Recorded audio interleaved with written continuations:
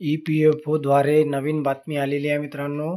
आपल्या सर्वांनाच ठाऊक आहे, कर्मचारी भविष्य निधी संघटनद्वारा जे आहे व्याजदर जे होतं आधी 8.25% होतं, म्हणजे 8.25% इतकं व्याजदर मागच्या वर्षी होतं 23-24मध्ये. आता 24-25चं व्याजदर जे आहे ते सुद्धा ॲज इट इजच राहणार आहे, म्हणजे 8.25 इतकंच राहणार आहे. कर्मचारी भविष्य निधी संघटनेने फरवरी 2024 साठी व्याजदर जे आहे ॲज इट इज ठेवला आहे. आता 22-23मध्ये 8.15 होतं, परंतु 23-24 साठी 8.25 होतं आणि आता 24-25 साठी सुद्धा तेच राहणार आहे 8.25, म्हणजे कुठलाही याच्यामध्ये बदल केलेला नाही आहे. याच्यामुळे 7 करोड EPF धारकांना जे आहे फायदा होणार आहे आणि 8.25 दरानं व्याजदर मिळणार आहे.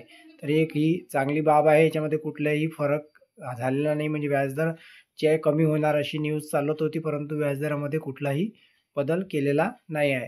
तरी तुम्हाला काय वाटतं नक्की व्हिडिओ लाईक करा, शेअर करा. धन्यवाद.